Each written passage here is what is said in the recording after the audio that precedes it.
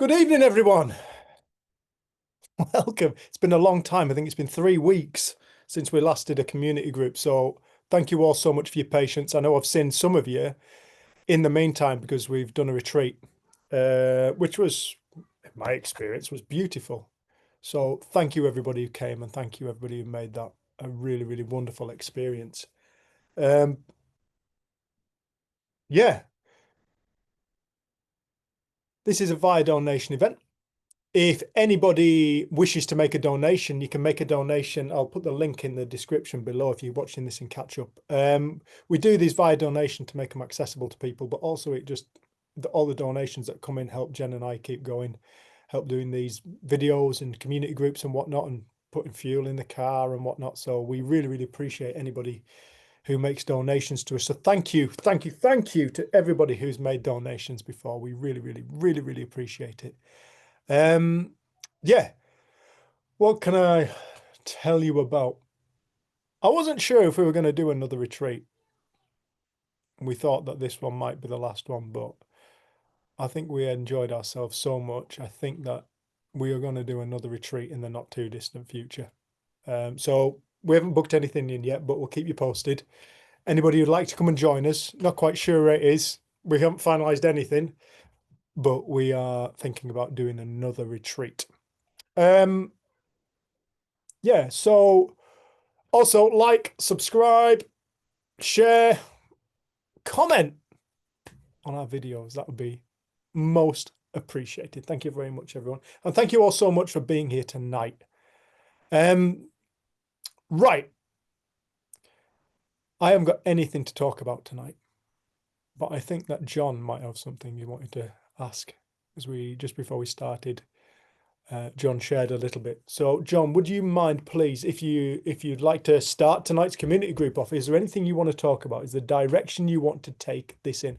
By the way, I just want to say one thing. Jen and I never want anybody to believe anything we say. I want to make that really clear. Jen and I never, ever, ever want anybody to believe anything that we say. If you become a believer, you become a follower. And we don't want followers. We love it when people come to community group, but we don't want people looking at us as though we have something you don't. Okay, because that's not true. And I want to say that from the offset, that we don't want people to believe anything we say. We want people to scrutinize what we say. We want people to hold something up and go, is that true? Consider it, be open-minded, be open to seeing something new, but don't believe everything that we say. Okay, that's just wanted to share that. Oh, by the way, the date is the 1st of September. What the hell? Autumn's coming. All right, let's go. John, would you mind opening up tonight, please? Welcome. Yeah, I don't know, uh, which is good, in, if you really don't. Uh,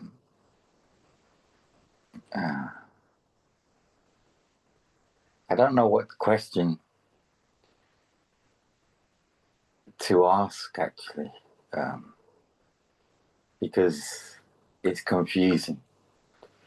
Because I don't know if it's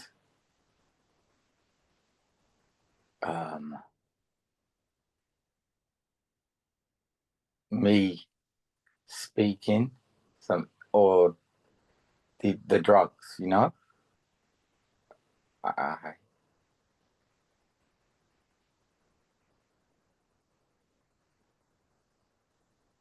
I I know when I'm trying to form a question, Dave. Yeah. Um,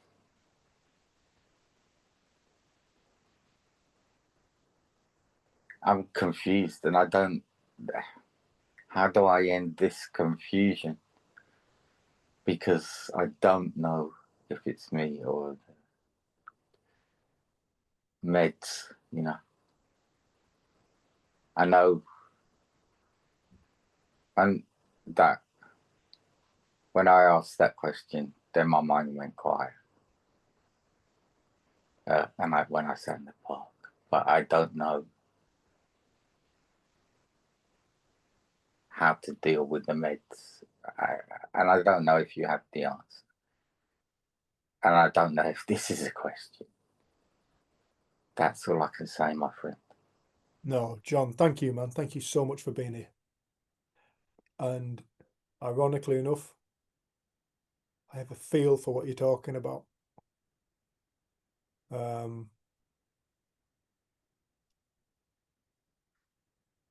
Yeah, I spent a fair whack of time on meds myself, and in my personal this is my personal experience of it. It was horrific. The numbness. This is my experience. I experienced a lot of numbness. I experienced a lot of hallucinations. I turned into even more of a dickhead, which would surprise many people. It is possible. It's actually possible. Yeah, I really didn't find benefit in them, but apparently some people do. I wasn't one of those people. I really wasn't one of those people. When I look back at my life now and why I took those pills, I was at a time of life when I actually quite liked taking drugs.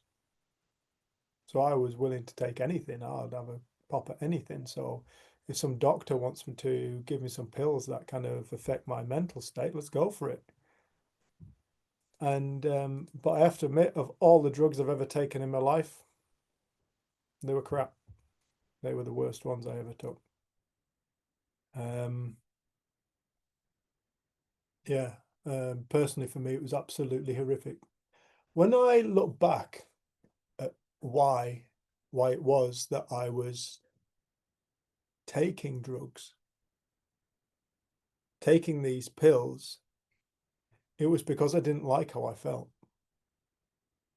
That was the origin of why I started to take these pills. It was because I didn't like how I felt. I had a problem with my feelings. I didn't understand my feelings. I didn't know that my experience was a temporary manifestation. What I mean by that is I didn't know that my feeling states came and went, and I was terrified that one of my feeling states would almost like take over my life and be a fundamental backdrop of my life, which when I reflect back, it never has been.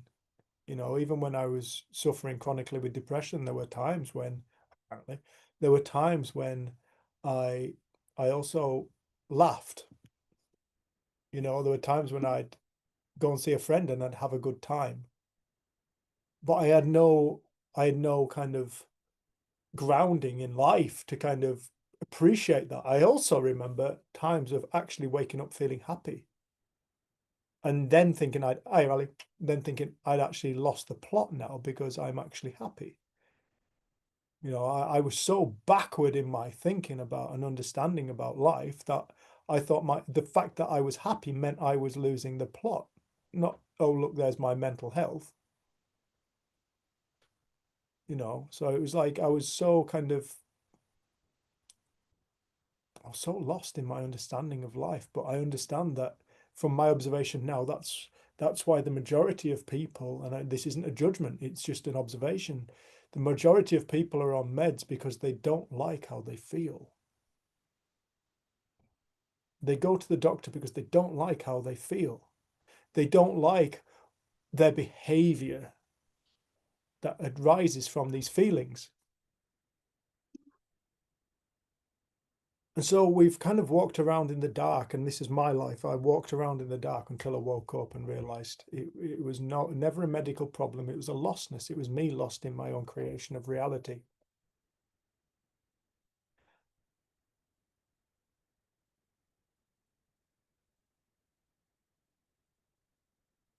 I'm not anti-drugs personally. I think it has to be down to individual choice. Always has to be down to individual choice. I'm a pro-choice person. Make your own mind up. Make your own mind up. But I'm very, very much about make informed decisions. Do your own research. Do your own research. Don't just take, I mean, if you go to a doctor and ask them what's in such and such a drug, they generally go, actually, I don't know. And then they'll get on Google and then they'll give you this list of things that are in the drugs and all this stuff. But until you ask that question, they wouldn't give you that list of ingredients. You know, I always think to myself, the amount of people who are taking things like, I had no idea, here's a big statement, that a lot of these things begin with, I've got to be careful because this is going to go on to YouTube. So I'm quite aware there's quite a big moderation of things on YouTube. It's very kind of observed by AI and whatnot, and certain words are trigger words, and I can be called a conspiracy theorist or something like that, and this channel can face problems. So I'm going to use the word V, that people get in their arms for all kinds of reasons. I had no idea that some of those contain aluminium and mercury.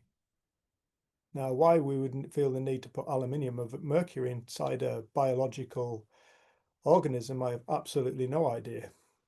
I don't see it. I mean, to me, it blows my mind that we would put something so toxic inside people. But I've only started to find that out in the last few years through doing my own research, through actually looking into things, like hearing the conspiracy theories and going, oh, that's interesting. They've got that kind of point of view. I'm going to have a look at that, see if there's anything balanced that could be gleaned from it. Oh,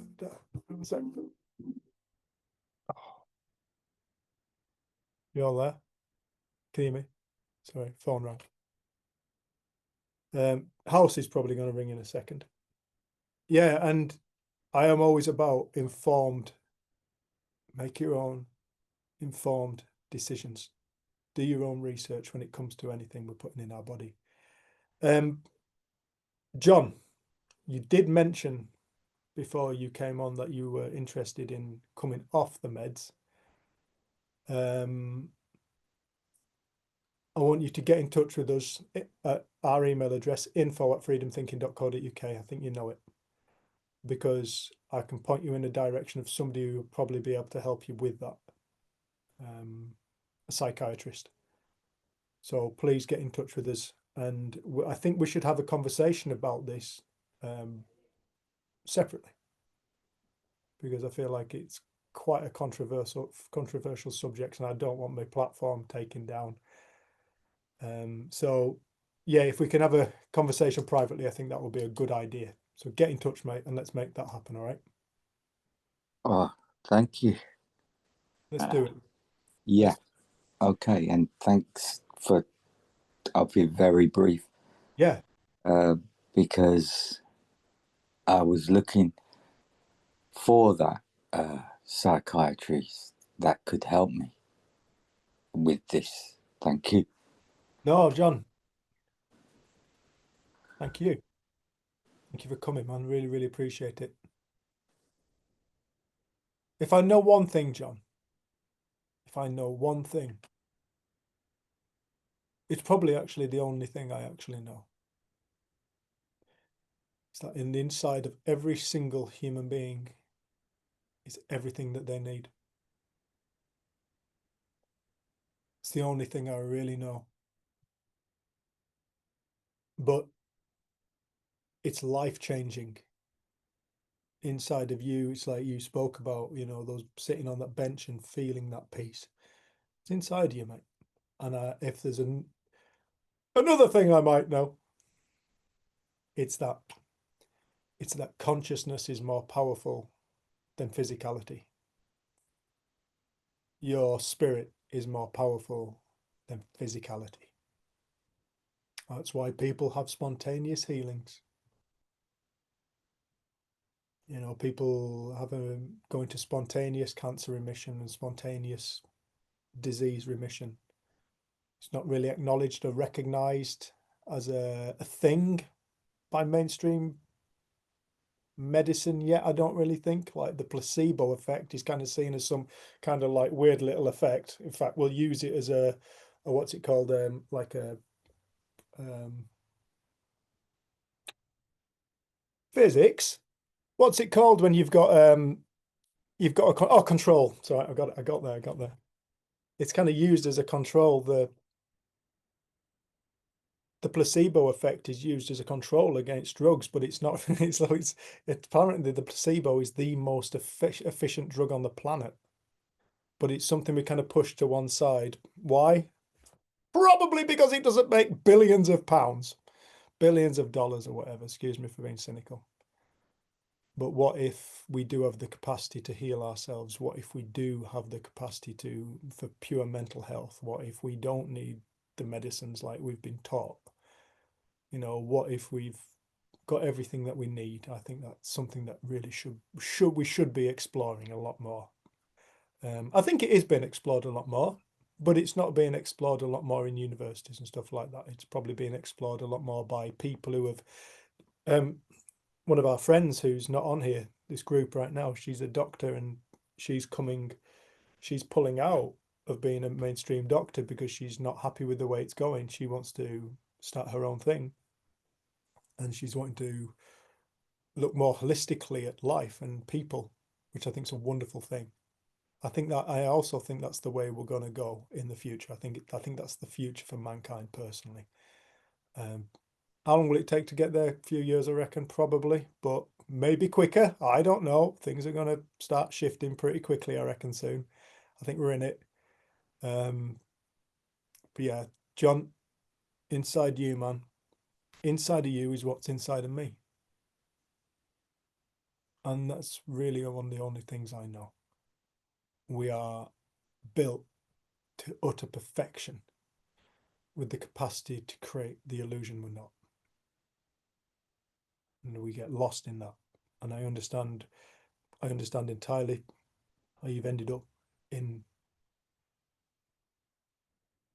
on these things, because I know it's not really something your well-being, your mental health isn't really something that's actually spoken about. Your mental illness is, but your mental health isn't spoken about.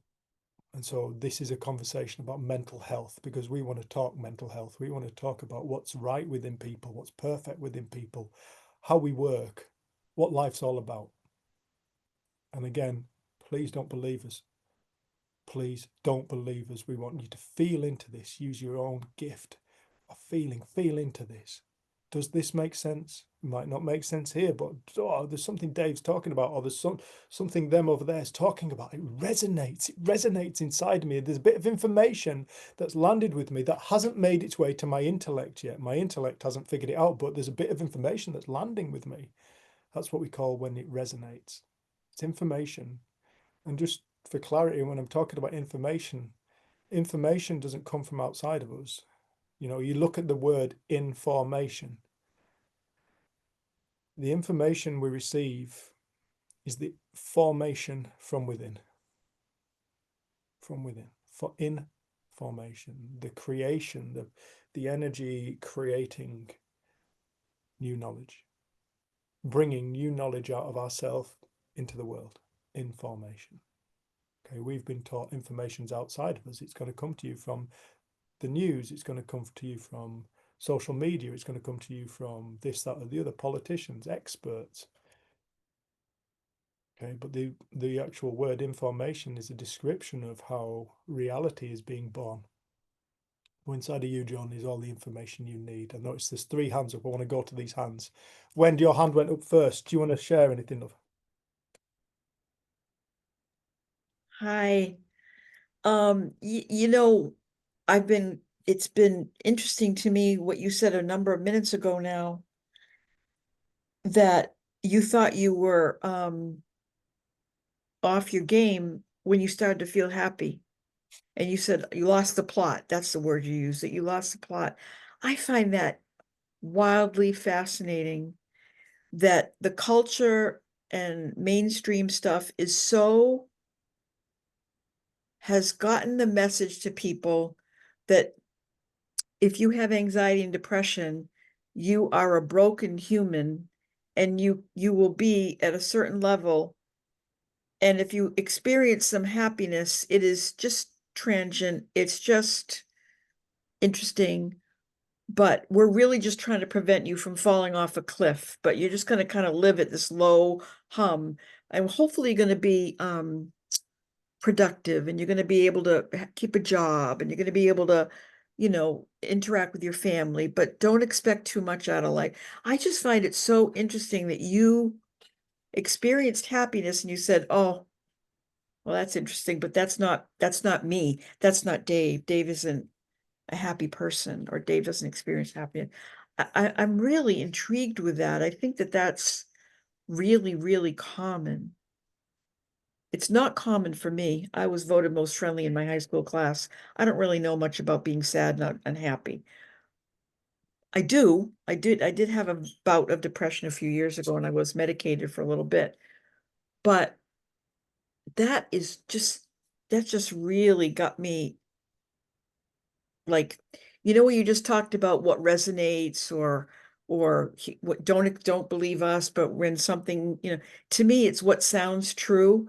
And that was just like a little truth bomb that just fell right in and was like, oh yeah, that's a really prevalent thing when people think that happiness is the pretend side, the fake side, the temporary side, the unreliable side. What's really true is I feel like shit most of the time. That's really who I am. And that's just such a lie. Such a lie. So that's really all I wanted to say was, John, you are made of the stuff that grows acorns into elm trees and makes water Oh, that's something blue. amazing that grows an acorn into it. An oak tree went, an oak tree, Oh, what did I say? elm tree. See? Don't believe anything I say either, John. All right, that's enough out of me. Goodbye. Thanks, Wend. Love you, love. I hope Crystal doesn't mind me sharing this, but remember when we were on a call, I watched your face relax and a smile come on your face, and remember saying to you, how do you feel right now? And you went, I feel really nice, I feel really good. And I said to you, so what are you thinking about? You're thinking about the future, you're thinking about the past, thinking about your struggles. And you went, no, just listening. I'm like, oh, that's interesting. So when all that drops off your mind, you get a lovely smile on your face, and your face relaxes, and I can see that you're in peace. And I remember saying to you, that's the feeling of life. That's what life itself actually feels like before we start generating alternative experience. Before we start creating alternative experience. And it was nice for me to see that, because as we spoke about that, I got to see it. I got to see it at a deeper level for myself, and it was like, oh, yeah. I really appreciate that call, Dan. So I don't know whether if this is like a Sorry, meant to be scenario. What? I was just reading the comment. Oh, And I don't know if this is like a meant to be like sort of subject, right? But so really quickly today, I was in a graveyard. Alex was taking some flowers to a grave, to his grandma's grave.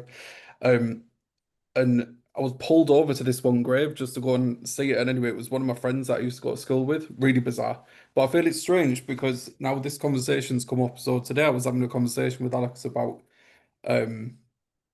my meds, my happy pills, is what I would call them.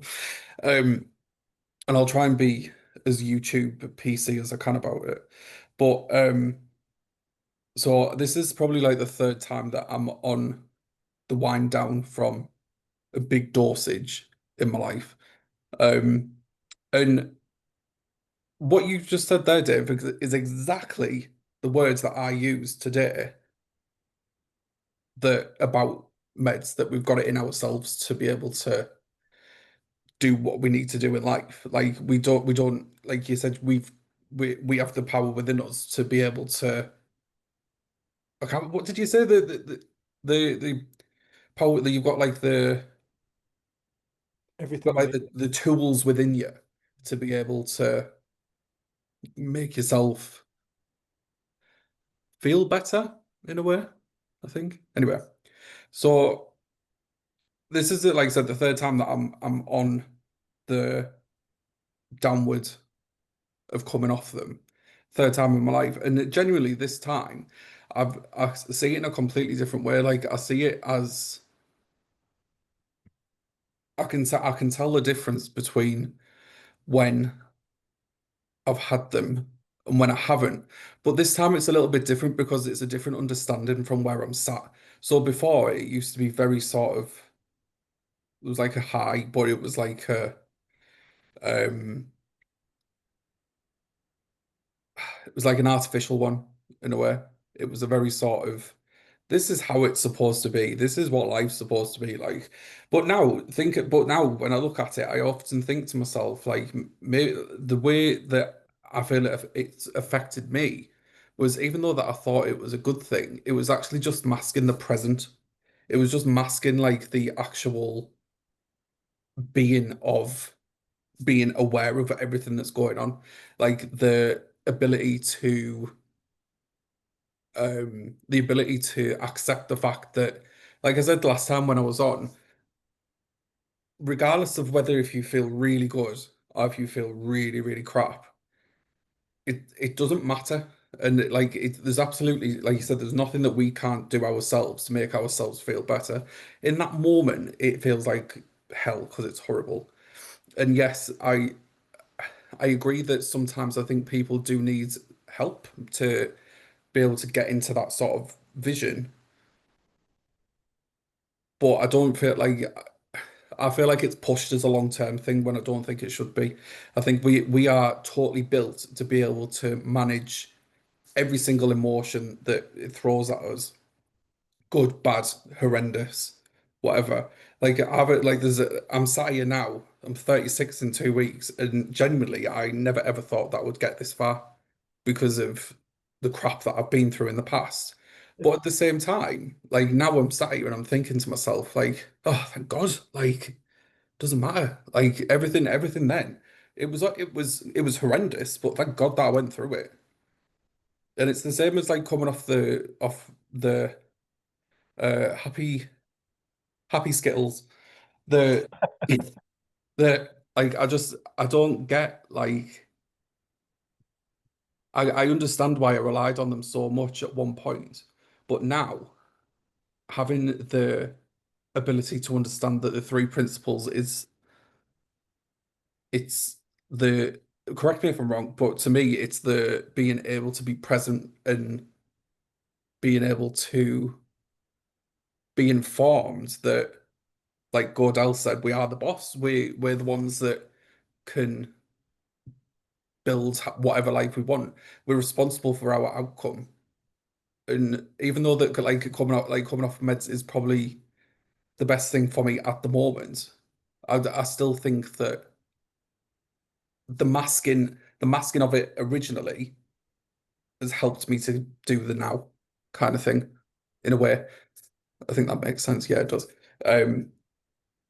But yeah, I find it strange that this conversation's come up, and this is like the third like spooky thing that's happened today.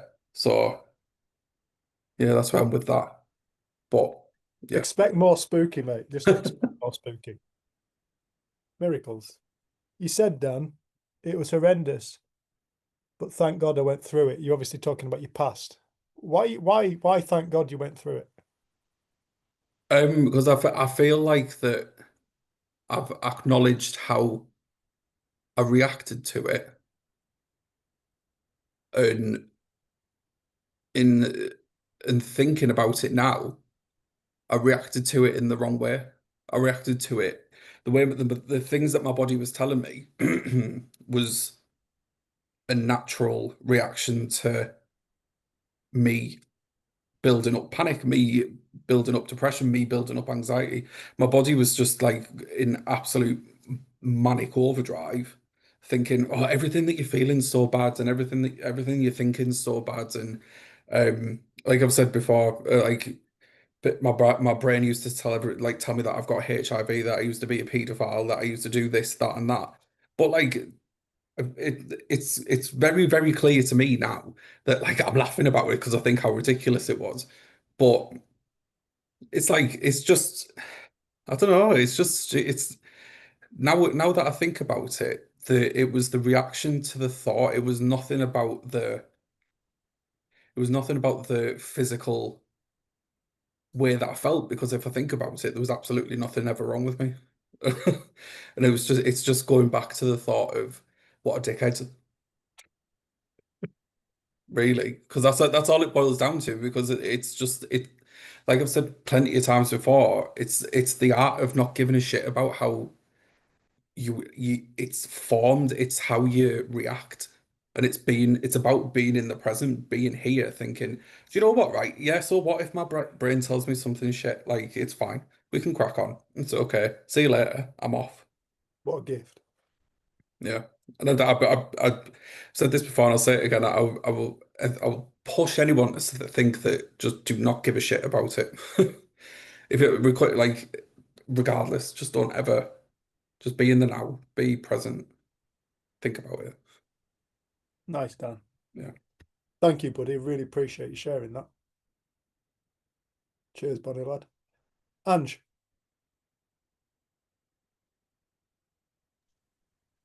And it is really spooky. But I'm going to say this, for about 10 days now, I've been waiting for community group, and it's all to do with medicine, like drugs, taking drugs, like pharmaceutical drugs.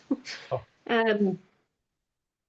All my life, near enough, since like being an adult, I've never wanted to take any medication of any sort, because I've always thought it's going to do me more harm than good with all side effects and things. And Dan knows this himself. Every time he's had medication, I've always said to him, oh no, you don't want to be taking that, son. And if you do, only take it for a certain length of time because of this, that, and the other. Anyway, 10 days ago, I was given they are antidepressants, but they weren't given to me for that reason. They were given to me for nerve damage in my neck and my shoulder. And I sat with them for a couple of days, not wanting to take them, but this is basically a last resort. Anyway, sometimes in the night when I wake up, I put on Freedom Thinking to get me back to sleep, because it's not boring, it's just to get me back to sleep. Thanks, Ange. Anyway, one of them had Linda Pettit on, and she was talking about a shoulder incident that she'd had, and she didn't want to take medication for it because she was scared it was an opioid or something, opioid or something. And they can be very addictive, apparently. And she'd spoken to Sid Banks about this, and he'd said, oh, Linda, the medication is God too. What does that mean? I've been taking them because I know there must be something in it, but I wanted to know what you thought that meant. The medication is God too. I actually think it's a beautiful statement. And I do. Does anybody know the story of Ram Dass? Anybody aware of Ram Dass? He's dead now. Yeah, Wen's nodding. He's dead now, is Ram Dass. But one of the things, he was on some spiritual enlightenment thing. He was all over LSD. And he used to take LSD, and he went over to India, I think it was, or Tibet or some Eastern country over there, like, and he met with his guru, And he said, funnily enough, he said, every time I had a question, the guru knew and he'd come to my door and go, you have a question for me? But he said this one time, he came to his door and said, where are these things that give you the siddhis? Where are these things that give you the siddhis?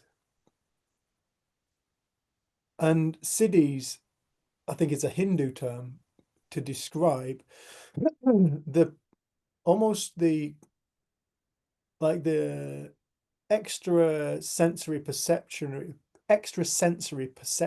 powers that human beings possess that get activated along the way to enlightenment. So I'm thinking Hinduism, they're actually considered to be a distraction because people get all over these kind of capacities that they see it as a distraction. Don't get distracted by the siddhis. But where are these things that give you the siddhis? And Ram Dass had a shed load of LSD, and he showed them to him, and his guru took all of them, ate the lot, all in a wanna. He said he was mortified. Ram Dass was utterly mortified. He said he's going to die. You cannot take that amount of LSD and not lose your life. He spent the next 24 hours, I think it was, just on proper tenthooks. He said, but that man never budged an inch. He was just himself.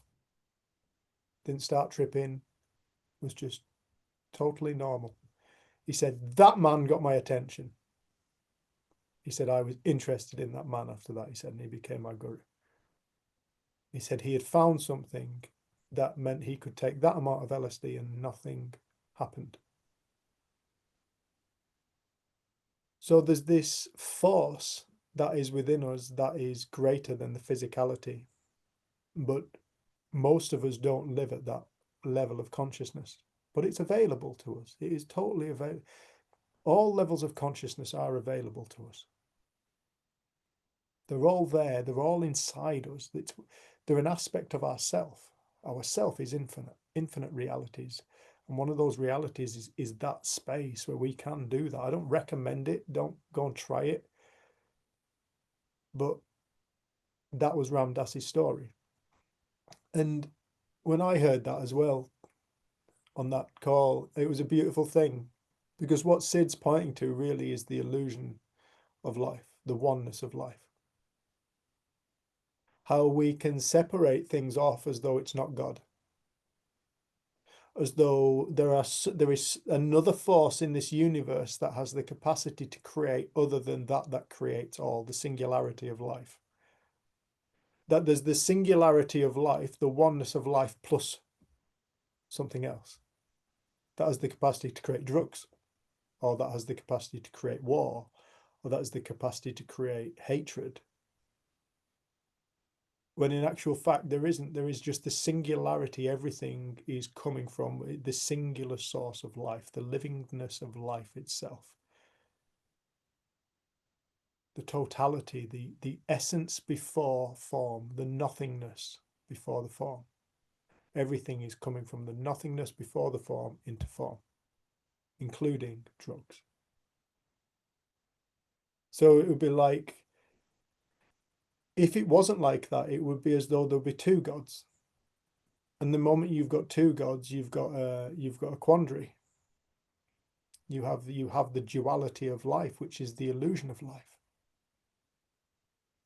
That you can have separate. I don't know anybody who has an awakening experience, more often than not, they have this singularity experience where they realize that they are all things and that all things are love.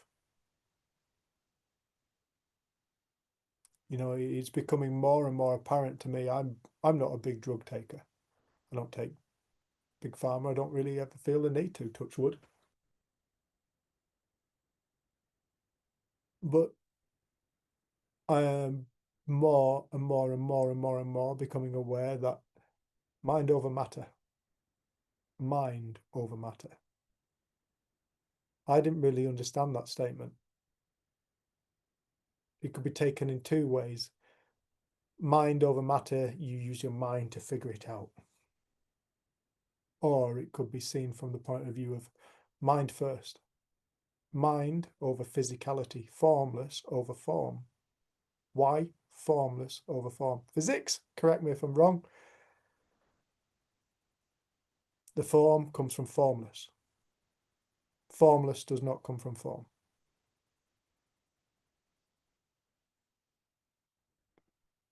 My physics teacher's nodding. Mind, formless. Physicality, form. Like I often say, a dead body doesn't feel. Dead body doesn't think. A dead body doesn't get diseased.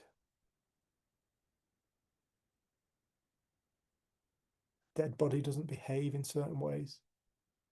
It deteriorates and goes back into the ground.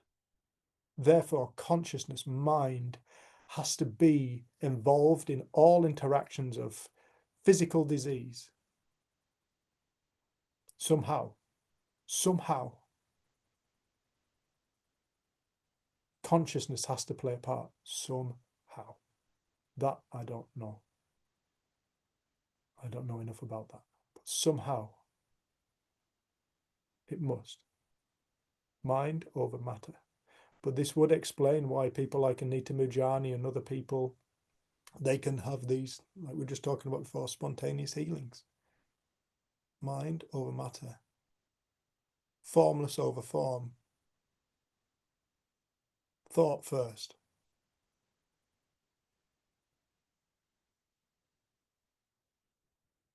So I think when Sid was talking about the medicine is God too, he's saying nothing separate. Nothing separate. And I think he was probably giving her a little nudge and going, have faith.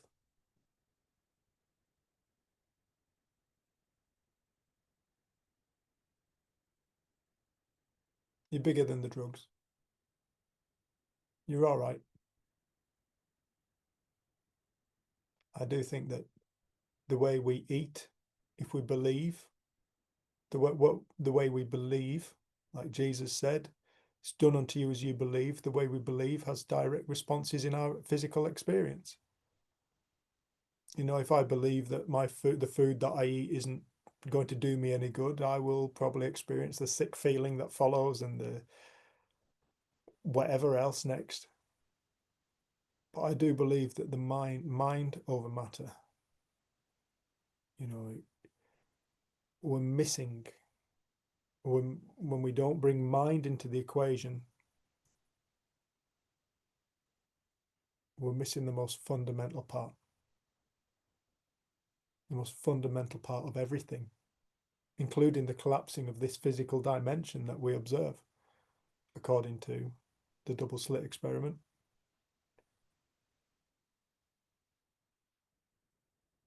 So that's my interpretation of what he was saying. How does that sit with you, Ange? Yeah, thank you. I understand a bit better. I just want to clarify that you're not boring, you know, in the middle of the night when I'm awake. It's just I find it very soothing so I can go back and sleep. Thanks, Ange. I forgot I even said that, and then you open up with, by the way, you're not boring. I'm like, oh, hell no. Oh yeah, I did say that. Oh, you did. Thank you. Thank you. When? Yeah, Ange, I'm really glad that you asked that question. I've been a nurse for a long time, and medications have categories like antidepressant or anti-inflammatory or antibiotic. Isn't that interesting? They'll start with anti. Yes, I Anyway. find that fascinating. Yeah, that is interesting. I never thought about that till just now. But so years ago when I took care of people who had HIV and AIDS, a lot of people, when they were really low on their immune system and they were really feeling poorly from their long-term infection, they had a nerve pain in their feet. It was called peripheral neuropathy. So their feet and their hands were awful sore. And these were like 30-year-old men. And, you know, like they were not people that were used to feeling poorly. And there was a medication that was used to treat people's, was called Tagamet, T-A-G-A-M-E-T. I don't know if it was that in the United Kingdom, but it was to treat acid stomach. And they Indigestion. found, yeah, something like that. And they found, but it was prescription strength. And they found that it's called an off-label usage. So it was listed as a gastric intestinal medicine to help you with your gastric tummy. And somehow they found that the people who were on that, maybe for that reason, and had this AIDS-related nerve pain, didn't have as much nerve pain. So they started to prescribe Tagamet for nerve pain in feet, but that was an off-label usage. So I'm very familiar with the fact that antidepressants are prescribed for people who have a nerve pain problem, and it can help the nerve pain problem. So I would encourage you, you don't have to stay on these things forever, but just to say, there's some wisdom here that the doctors have noticed in their other patients. I can try it for a season. If I don't like it, I can put it away. But if I do feel some lift in my nerve pain, and I've been a nurse for a long time, and there are many people who are very hesitant to take medications and to say, I don't want the side effects. I'm not excited about taking pills. I just want to do it. I get that. And so I have said those words that you just said, that Linda said, or that Bill Pettit said, or whoever. I said, isn't it amazing that God put some sort of chemical in a little plant, and we pick the plant and we dry it up and we crush it up and we put it in a pill and we take it and we feel better? Isn't that amazing? Isn't God good? So that's my 2 cents of being a nurse for a long time. It's not the be all and end all, and your inner wisdom is always going to be the right thing, but yeah. So I hope you feel better from your nerve pain. Nice, Wend. Thank you, love. Thank you for sharing that. Somebody who didn't want to speak said, but if nature, God, gave us medicine, why should we not use them? We are part of nature too. I agree with that statement. Personally, I like that. We are gifted with the capacity to figure all kinds of things out. And I don't believe all medicine's bad. So yeah, I think it comes down, I love what you finished off with there, when you just said, listen to yourself. Listen to yourself. I think fear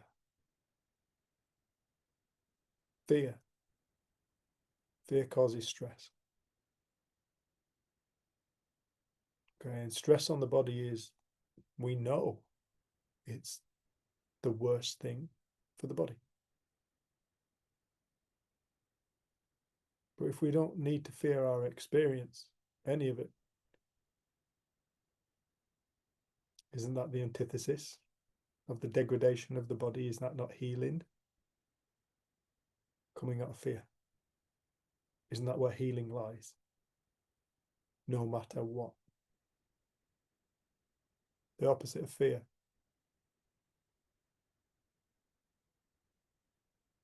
Fear creates stress. Again, check it out. Stress can stop a human being's heart. We know that. People keel over with heart attacks because they're stressed. Coming out of that fear, should that not have the opposite effect? Should that not be the healing effect? Are we all actually healers for ourselves? No matter what. No matter what we've stuck in ourselves. I think if we can start to live with more faith, I don't mean religious faith. Live with your religious faith, it's cool. I mean more faith in our own lives. And one of the ways that I think is a great way to start to gain more faith in life is to simply reflect upon your own life. To reflect upon it. Look at those hard times you never thought you were going to get through. We all have them. Those times that we felt like we're being broken into a million pieces. Somehow we got through it. You know, you look back at those times and they're some of the greatest gifts. I love what Dan said. It was horrendous, but thank God I went through it. You know, our hard times, more often than not, they're some of our greatest gifts. They're gifts in disguise. They're gifts like a pass the parcel. They're so wrapped up in bloody paper, you don't find the gift because it takes you so long to get unwrap the paper. But once you finally unwrap it all and you get to the end, you're like, oh, it was wonderful. It's a hard time, but I really appreciate what I've learned through this. And more often than not, what it will do for an individual is it will make them a more compassionate human being. It will help them see other people. And it will help facilitate love within an individual while going through a hard time. It helps facilitate love, which is a healing agent.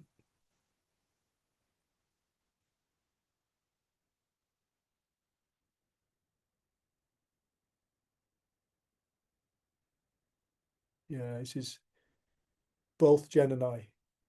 We have our own beliefs. We're not saying we're right. But one of the things that we are both is pro-choice. I don't know what's right for another human being. I don't know. I don't know what's right for another soul, but I do know that they're unbreakable spirit. I do know they're bigger than anything they can possibly comprehend. This is a spiritual reality, spiritual dimension. And in this spiritual dimension, we get to forget we're spirit. It's the game we play. We get to forget that we're the creator. We get to forget that we are a spiritual being. We get to feel separate from everything. So the notion of singularity, of the oneness of life, is such an alien, fluffy concept. It's the game we play. But it seems the more people wake up, the more they find love. The more hard times they go through, they have a choice. They can become bitter and twisted, and woe is me, and isn't the world a shithole? Or their hearts can open. The hearts, through breaking, the heart opens. The heart breaks open. And as the heart breaks open, they become more compassionate, loving people who just want to help people. Help the next human being through the next hard time. They never destroy us. The hard times never destroy us. It's just worth noticing.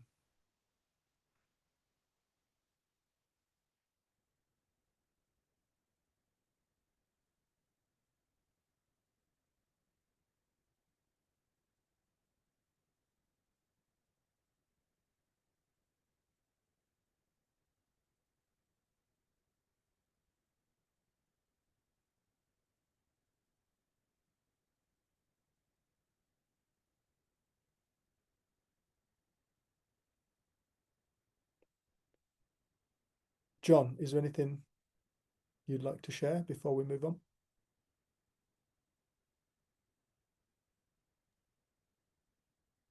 I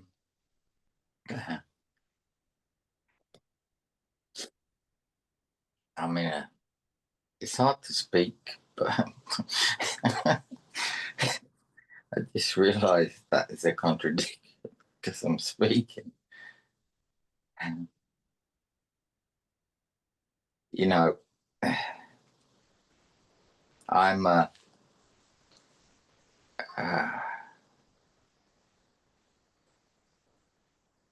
doing my best to I'll try and be brief, to turn towards what I'm feeling, a great deal of fear, but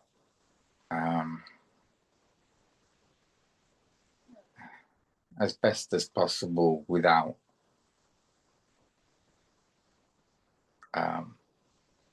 adding thought, and just feel the sensation.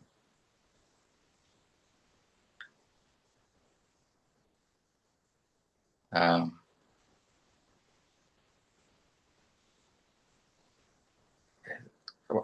heard during you talking or someone saying that this is, I think I heard this is teaching.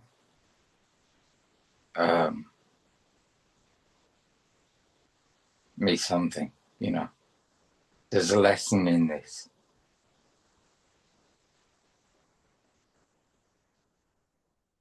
And, there's a laughter, you know, amongst that fear. But there is a lesson, and I can't keep running. You know what I mean? You know what I mean, Harry? Know what you mean, Harry? Yeah. Been running all my life.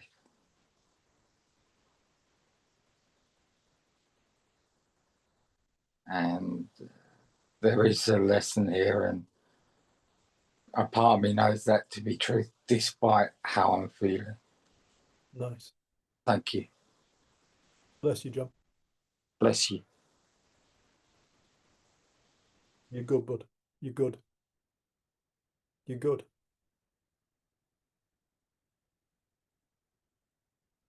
Fear's a funny old thing, you know. It's based in time. It's based in non-existence. Because it's always a projected thought.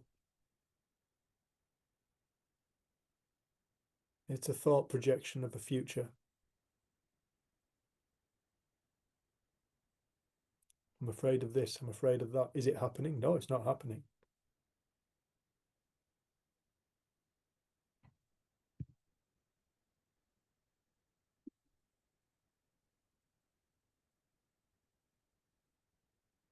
At some point we catch on to the trick of the mind where it's creating fear.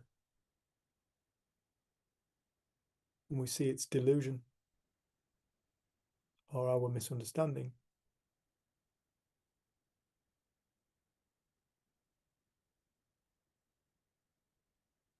John, can I ask you a quick question? How have you felt throughout this call?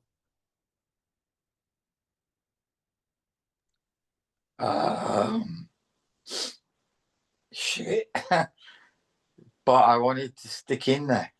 Here, Good. rather. Good. Yeah, because at one point it was, I was just going to say, you know, this is too much and I've got to go. But I'm still here. Good lad.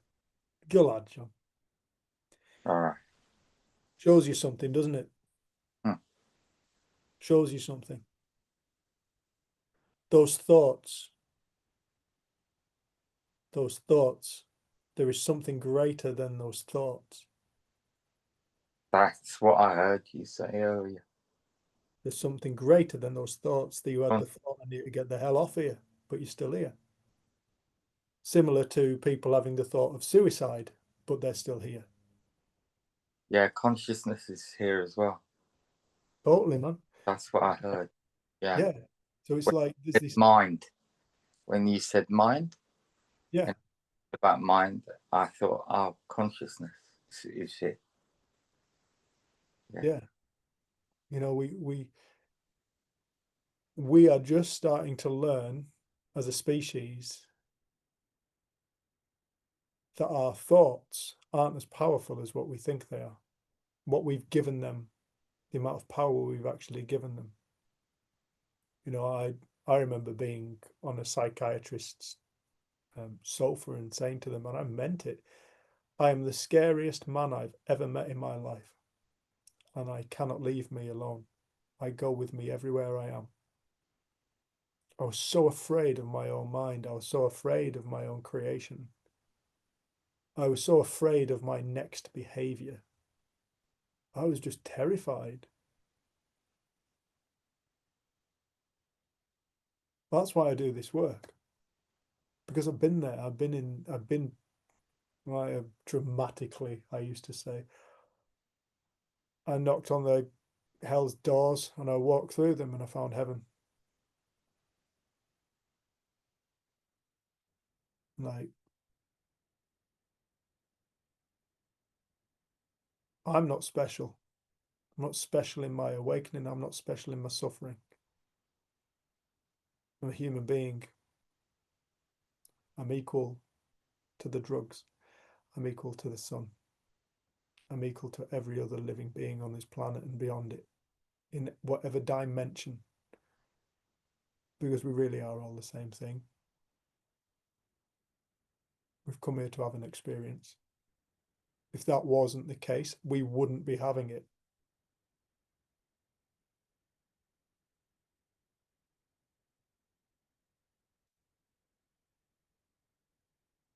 Part of this experience is to get lost in our own thought-created realities. To see what it's like. This is what it appears like to me, to see what it's like to experience, not knowing you're creating an experience of life. I look at nature as being the ultimate perfection. Look at it. It's the more you study it, and the more science studies it, the more it's going, wow, it's clever. Oh, look how that works with that. Oh, look how that works with that. How does this, how the hell does all of this work? They're not going, the more we look at nature, the more stupid we're finding it. They're going, the more we look at nature, the more we realize how intricate it actually is. Now, that's us. We are nature. We are built with the same precision as the entire biome of the planet, because we're an aspect of it.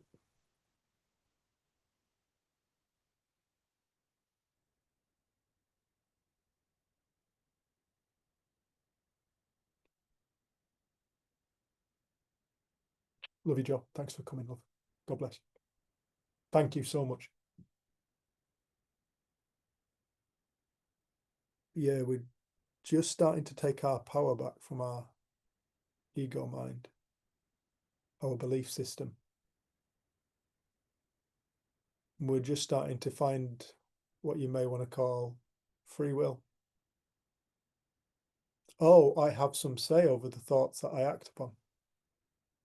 Oh, that's interesting.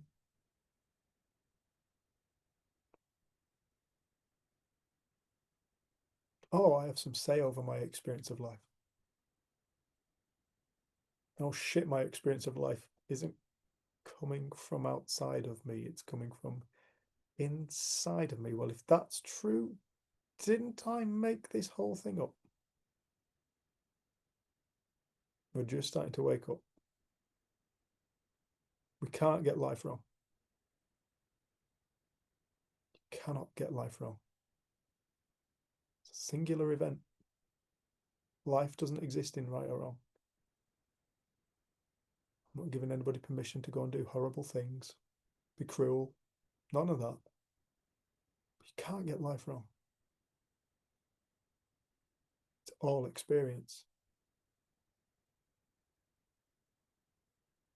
And the more we wake up, the more we live in a more aligned to love way of seeing the world. We're more aligned with love towards ourselves, first and foremost. The more we realize that we're not what we've made up about ourselves, the more we can have the opportunity to fall in love with ourselves. Not in an egotistical way, but in a way of a deep respect for the fact that you are actually alive. I am alive. more in respect for the way that, well, if I am creating my own experience of life, what the hell does that make me? Who am I? And you realize you're something far greater than anything that could be dreamt up. Because no matter what you dream up, there's the fact that it's being dreamt up from within yourself. And there's no limit placed upon that. It is an infinite thing. So if we really are infinite being, then we're not the limitation of our thinking, of our belief system. Beliefs come and go. Beliefs can always be challenged.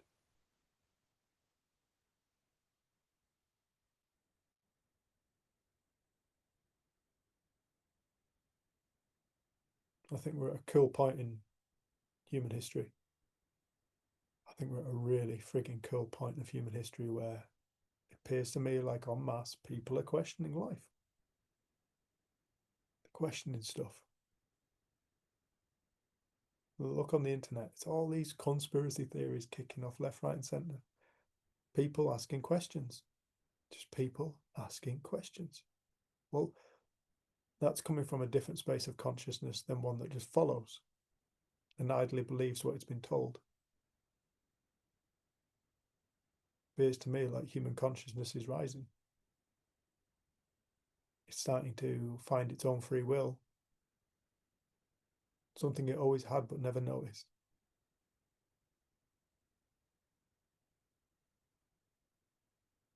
I think we're going through a cool time.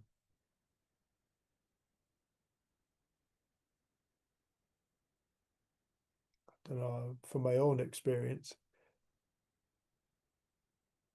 it was walking into hell that woke me up.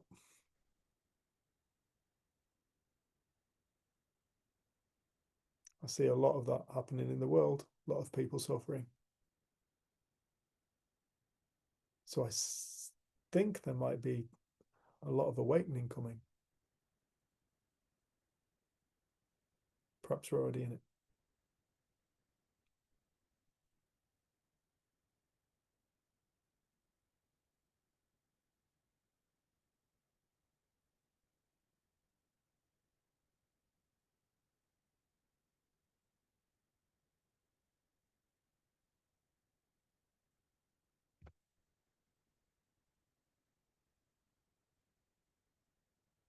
All right. Does anybody want to share anything? Anybody want to talk about anything?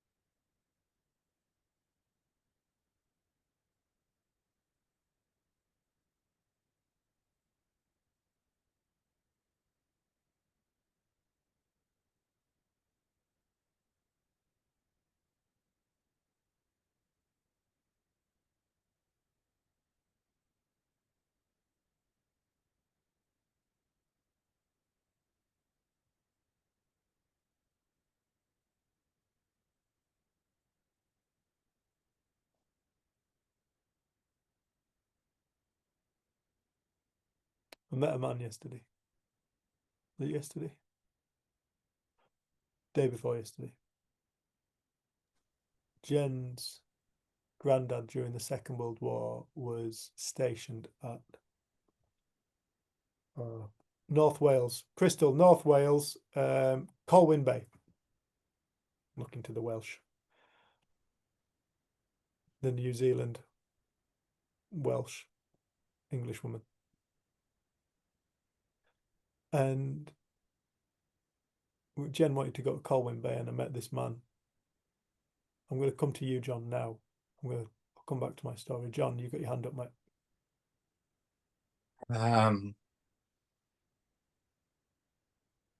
I have seen like certain truths in the Bible, in Christ consciousness or whatever, and maybe the saying, or the before Abraham I am. Mhm. What Jesus was crucified for. Yeah, Christ said that. And if you could, what you see in that saying,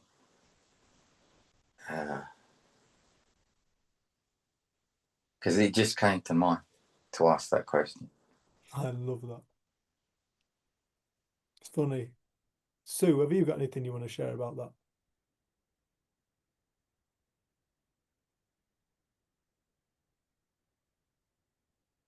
No.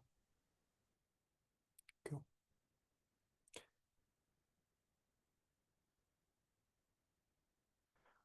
What I love about life is the gifts hidden in plain sight. From one level of consciousness, you can't see it. From the next, it becomes obvious.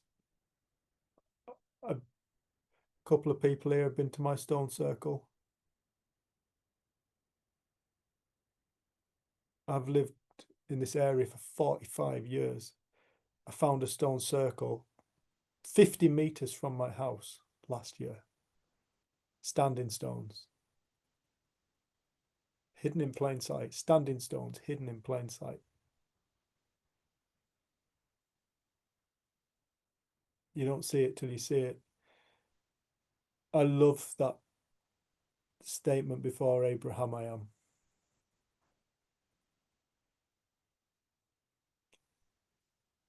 The statement I am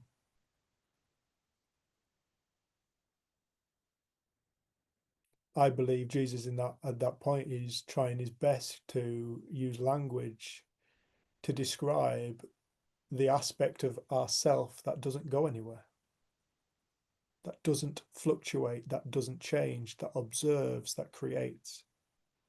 I believe when Jesus is talking about I am, he's talking about the Creator, he's talking about God. The Father in that patriarchal time. I'm going to call it the Mother now, it doesn't matter, it's genderless. Doesn't matter. It's just words. Don't get hung up on words. Now, what we tend to do with I am is we stick a word on the end of it. I am male. I am Dave. I am 6 foot. I'm going grey. I am happy. I am sad. I am depressed. I am anxious. I'm cold. I'm hot. I'm married. I'm a father. I'm a brother. I'm a mother. I'm a blah, blah, blah. And we identify with what comes after I am.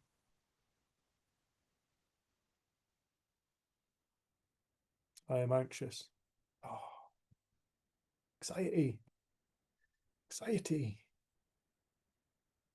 And bulimic. Oh, bulimia. I am this, I am that. Whatever it be. Offended. I'm put off by the fact that Dave's talking about the Bible. I'm put off.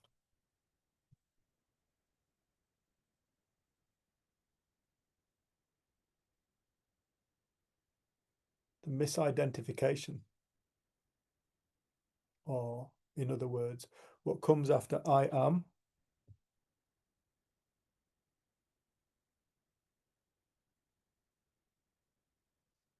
Is that the right way around for you lot? Never can tell. Yeah. What comes after I am, the following, is what we identify with.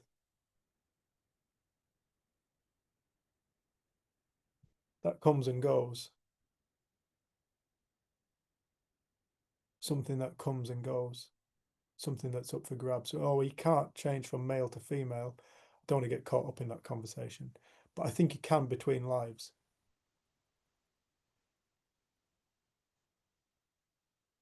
But I think the I am that Jesus was talking about is the eternal being, the observer, the soul, that never goes anywhere. Have you noticed? If you look back at your own life, you were there when you had your first word. You were there before you even formulated words, in fact. There you were, observing, learning. Never been taught how to learn, but you learn. It's an innate capacity is learning. And it's my belief, like the immune system, an innate capacity, it has purpose. Like the heart beating innately has purpose, like me being able to see out my eyes innately has purpose, my ears to work innately has purpose. Therefore, learning has to have purpose. We do it innately. So before we even formulate a word, there we are learning, then we formulate words. And you were there at your first word. You saw it. You saw the reaction on somebody's face. You were there when you first took your first steps. You saw it. You felt the success. You felt the celebration of, I'm doing it. Been watching Lucia this last few years and seeing that in her. You were there at your first tantrum. First time life didn't show up the way you thought it should. Lucia is often heard saying, "It's not doing what I think it should be doing." You were there when you first found somebody attractive. You were there when you fell in love. You were there at your first day at school. And if you've left school, your last. You saw it. You saw every single day, every single moment. You've seen it all. Came and went.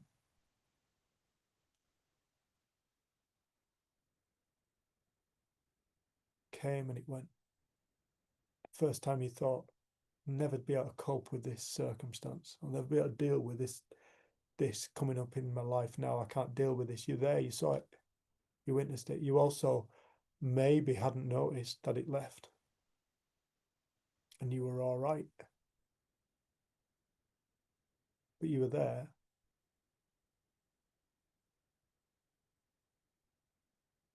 You have a possible out-of-body experience and a near-death experience. There you are. You don't go anywhere. There's just movement from within, eternally. From I am. I am. I am. I am is, to me, is life before judgment, before measurement.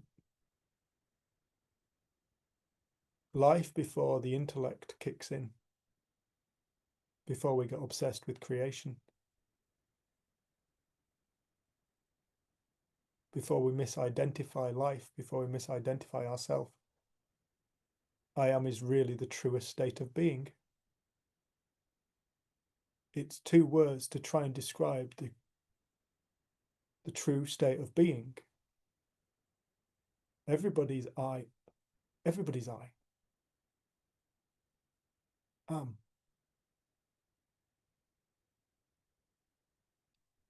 And I think when Jesus was killed for saying before Abraham, I am, people would look at Jesus and go, arrogant bastard. Look at him, thinking he's all that, thinking that he comes before Abraham.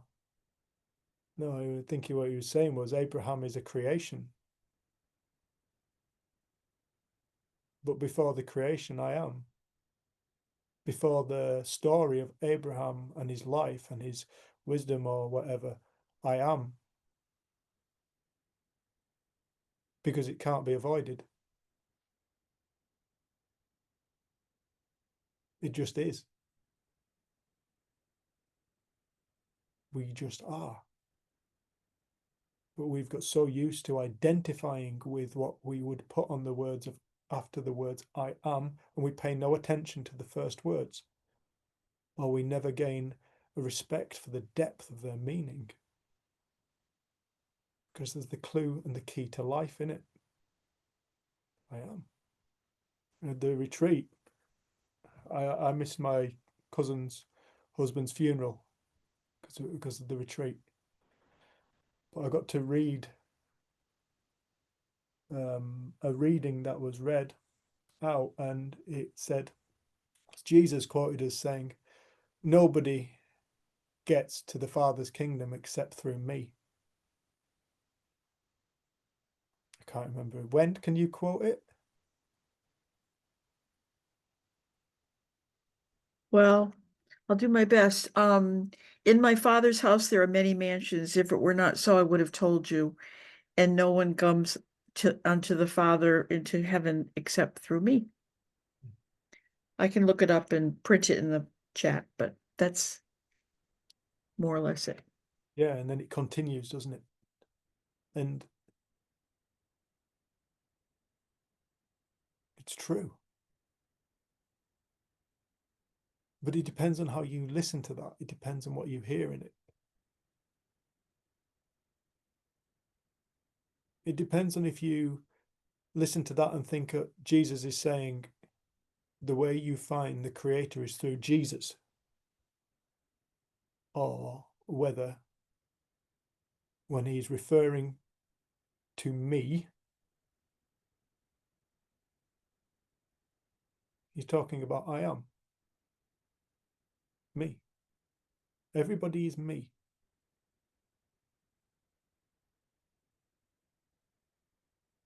Nobody discovers God except through themselves.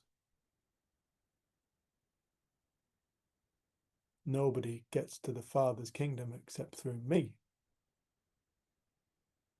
Through ourselves. Nobody discovers the Creator outside of themselves. They will discover it through me. The I amness of life. Before the creation of the form that we have been so mesmerized by. Where is me? Well, me's inside. Nobody gets to the Father except through looking inside. It's not some kind of fluffy idea. It's true. You discover you are the creative aspect of your reality. Isn't the search for the Father the search for the Creator? We are creating. That's why people find me in a moment. I call it the now. They find me in the now, not Dave, just for clarity. And they'll have a spiritual experience. They will have an awakening when they find the now, because another word for I am or the me is the now, the space from which all things emerge. When does creation take place? Does it take place a second ago? Does it take place 10 minutes ago? Does it take place yesterday? Does it take place in a second's time? Does it take place in 10 seconds time? Or is time an illusion of the mind? Is it all really taking place in the now? So therefore, in order to find the Creator or creation, or why we feel like we feel, or why life is looking like it's looking in any particular moment, rather than looking into time, perhaps it would be a good idea to look to the now. Because then you'll find a truth. You'll find that the creation is being born now. You might even get a glimpse deeper and discover, I am the space from which I am there is. I am the space from which all this is emerging. And when an individual finds that, victimhood dies. Because they'll realize there is nothing outside of them that has the capacity to make them think or feel. Only their own consciousness has the capacity to allow them to think and feel.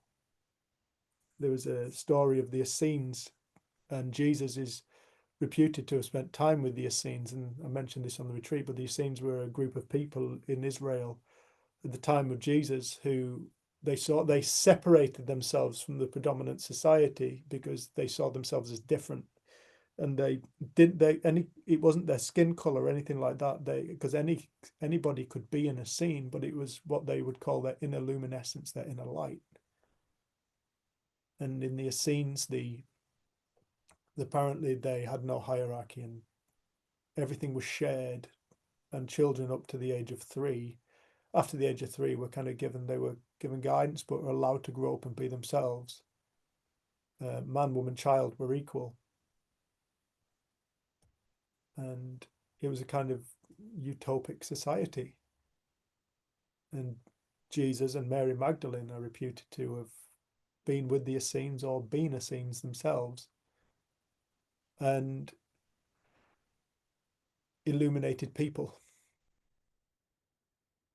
But I remember listening to a podcast on the mystery of the Essenes, because I'd never heard of the Essenes. I just clicked on it.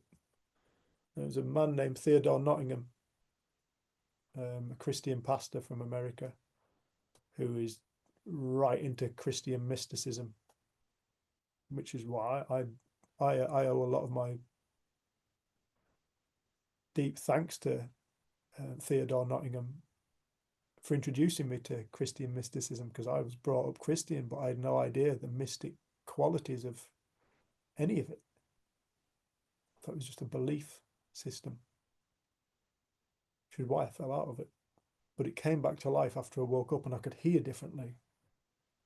And Theodore Nottingham, in the Mystery of the Essenes, he says, halfway through it, he says, the Essenes, therefore, saw thought as the highest, most powerful force in the universe, as it was seen as the instigator of both feeling and action. The Essenes, therefore, saw thought as the highest most powerful force in the universe,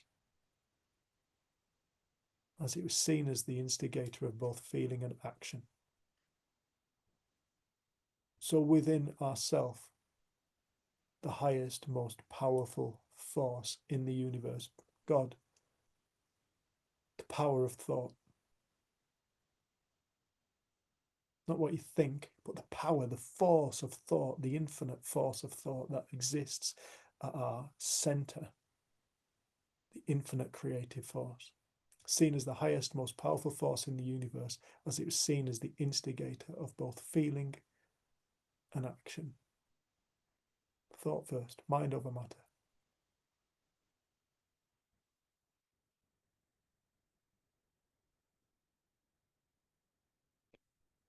Yeah, John, I think there's a lot of wisdom to be gleaned.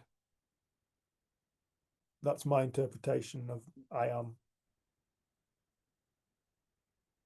It makes sense to me what he was saying. He was guiding people to look within themselves. He was quoted in the book of Thomas as saying, the kingdom, where is this God's kingdom?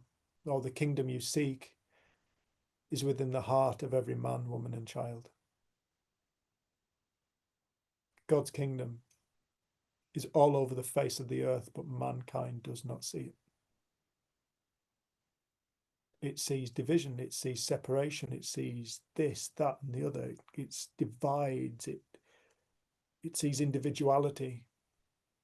No, God's kingdom's all over the face of the earth. Everything's one, but mankind doesn't see that.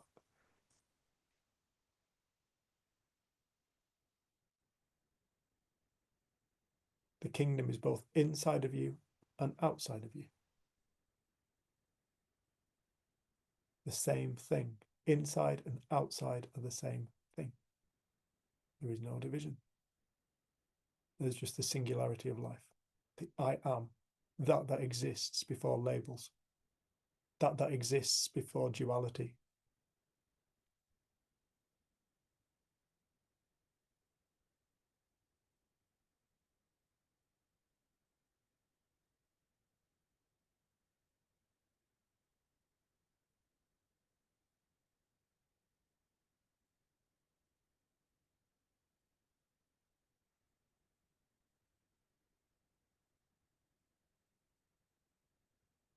What's your thoughts, John?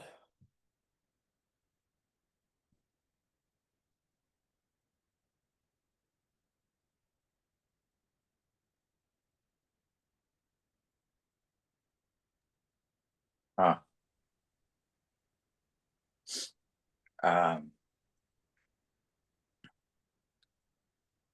Well, this is perhaps why I was attracted to you, because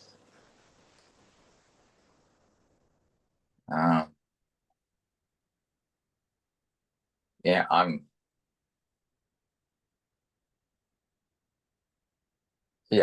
I don't go to church or anything, but I've read the Bible and it just spoke to me. Hold on, this guy, Jesus, is saying something different. And so I looked at the mystics. I've looked at so fucking much, mate. You know, and I asked myself the question, when will I ever fucking stop searching? You know, and just be or whatever. But yeah, I read the mystics and the way you're speaking there, you know, obviously my attention goes there, and there's a softness, and I'm loving this. So I'm just saying, did he say he was recording this? I think I'm recording. Yeah. And there's gratitude. Thank you. Despite what, you know, has been going on, there's gratitude. Thank you. I can guarantee you now, John, that not everybody who hears this call is going to feel softness around this conversation. I guarantee you. There will be people who this rattles, there'll be people who'll be put right off this conversation. So that softness that you experienced was yourself. That was you. You felt yourself. Sounds terrible. You felt yourself on this call. Yeah. And what you said as well, you know, for me, it's so much future thinking, you know, because there are times at night in the darkness where I can find so much peace, and I don't want the morning to come. And that's future thinking, you know what I mean? So Totally, dude. Totally, man. You know, the more insight we have into time, the more we see the illusion of it, the less time we spend there, the more time we spend present. And that can be present with just feeling fucked off about something. Or as Bex would say, which really confused me. She was in this car park and she got frigged off. I said, I beg your pardon? She said, you did what? She said, I was in this car park. Was it car park? I was frigged off in this car park. I said, pardon? What are you talking about? I was pissed off. Oh yeah, well, frigged off means something very different to us in Cumbria. Carry on. But yeah, even if it's being pissed off about something, you know, you can just be present in that feeling. You can just be present with it. I think one of the greatest suffering creating beliefs is the belief that we shouldn't feel uncomfortable feelings. You want to find a source of suffering, that belief, I think, is one of the major beliefs that creates suffering on this planet, that we shouldn't feel certain feelings. As though some aspect of the spectrum of experience that we are capable of dreaming up is wrong. Again, let's go back to singularity. How can you have wrong or right in singularity? There's one of it. So how can you divide it into two if it's just one? It's just one. Leave it as one. And the more we leave life as one, the simpler it becomes.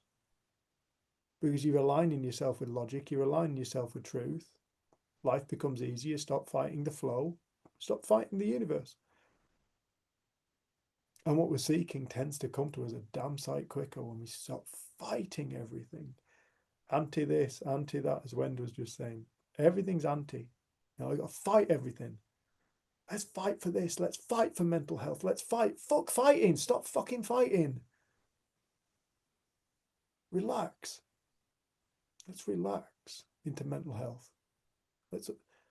Let's allow. What if we actually just allowed? What if we allowed ourselves to feel? What if we allowed ourselves to have mental thoughts? What if we allow ourselves to have thoughts that we wouldn't dare tell each other? They don't hurt you. It's not permission to go and act on them. But what if we stop fighting ourselves? What if we stop fighting our own minds? What if we realize the fight we've picked is a losing battle from the moment we pick it?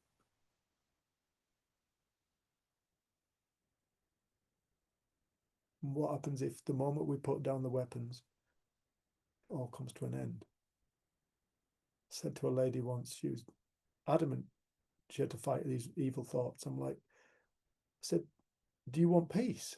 She said, yeah, of course I want peace. I said, do you think fighting your own mind is going to bring you peace? I said, when you're at war, I said, when does peace start?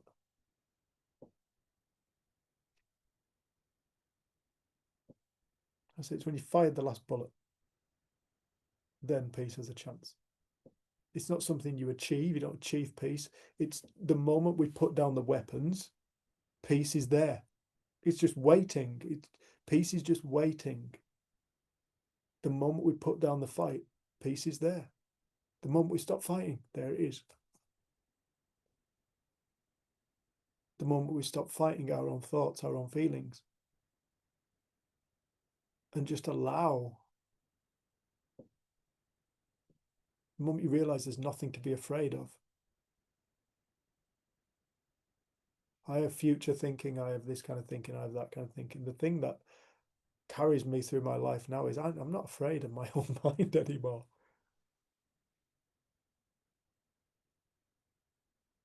That's been one of the greatest gifts, the simplest thing. But it's come through realizing that the future doesn't exist. The past doesn't exist. There's just the now. The now is the only time I ever have to get through for the rest of my life. I just have to get through this moment. Doesn't mean I don't have aspirations. If I want to book a flight, I'll book a flight, book my tickets. Oh shit, I haven't got a passport. Better get myself a passport. You know, we live in this world, being in this world, but not of it.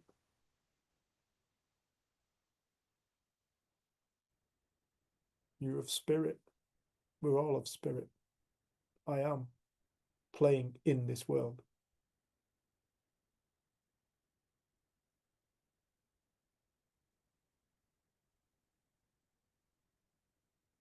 the more we realize we don't need to fear our own experience. It's one of Sid's quotes. He said, if all humanity realized was not to fear their own experience, that alone would change the world.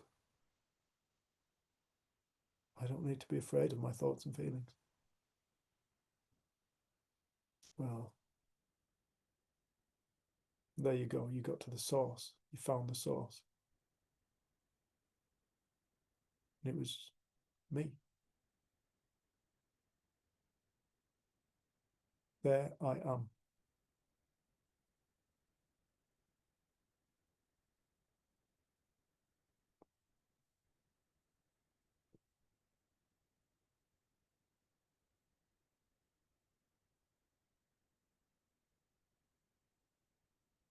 I didn't know the story of Buddha till I was schooled by Jenny one time, saying that, didn't Buddha meditate his way to enlightenment? She went, no. He found his enlightenment the moment he stopped searching.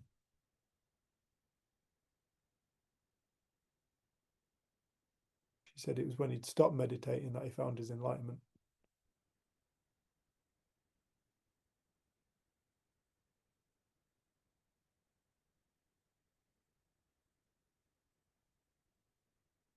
Because it seems like many people are on this spiritual search, but they've missed the spiritual fact of life itself.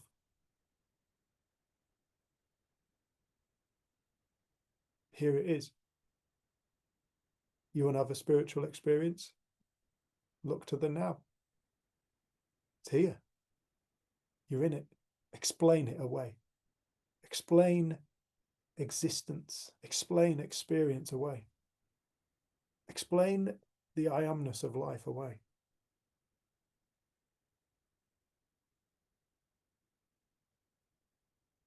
Look at the people around you. The amazing, beautiful people around you. Each creating our own little realities, thinking it's all real. Thinking we're right. Caught up in dramas.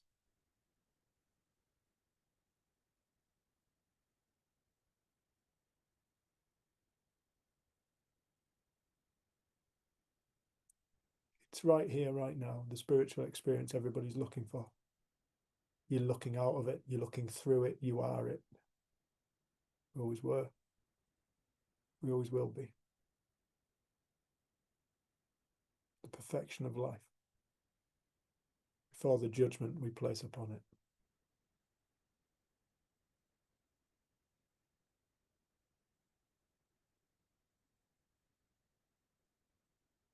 You come from the light, you are going towards the light. You are the light.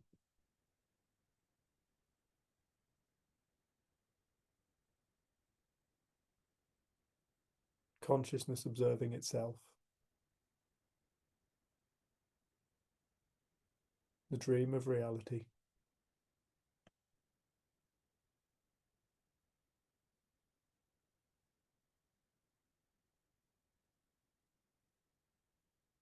The dream of life.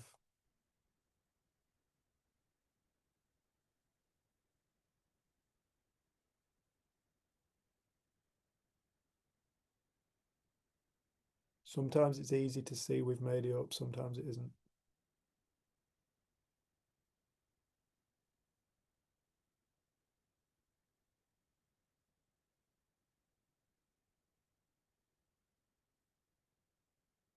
Just live.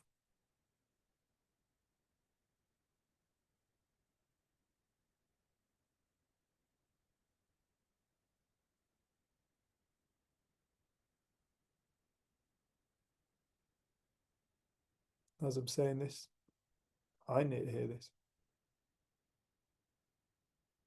So I'm grateful for this conversation because this is what I've needed to hear today. I'm glad it's coming through. We're human. Allow human.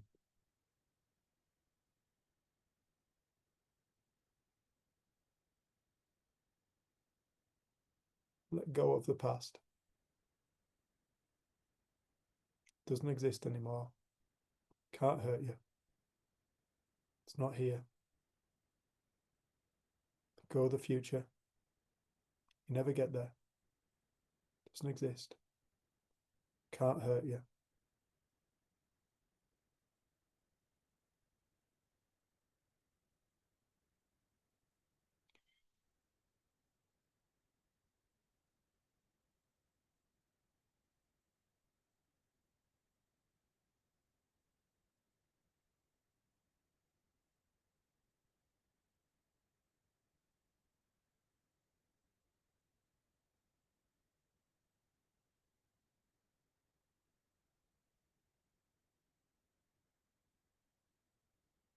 We don't need to control so much. You're already safe. We're all already safe.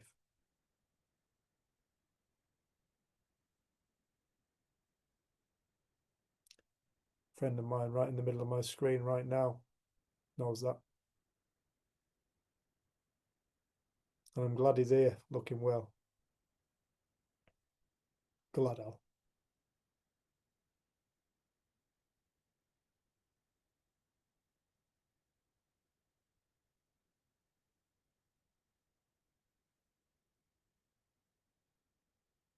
He knows that.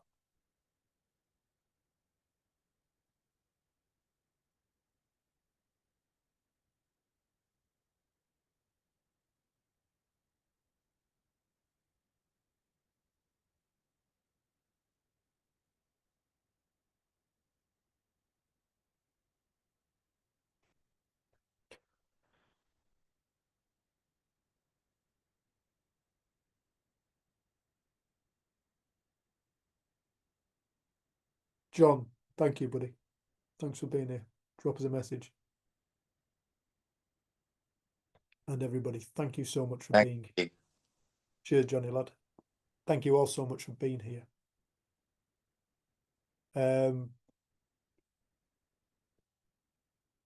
Yeah, I think there'll be a community group next Monday. I feel like our insane little chapter has quietened down a bit, but who knows?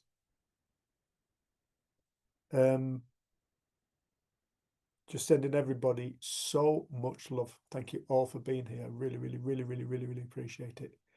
Yeah, if you're watching this in catch up, you made it to the end, want to make a donation, link in the description. If you want to come and work with us, get in touch, info@freedomthinking.co.uk. We do work with people individually, privately, both Jenny and I. And yeah, our website is freedomthinking.co.uk. And there are lots of videos from Freedom Thinking on YouTube.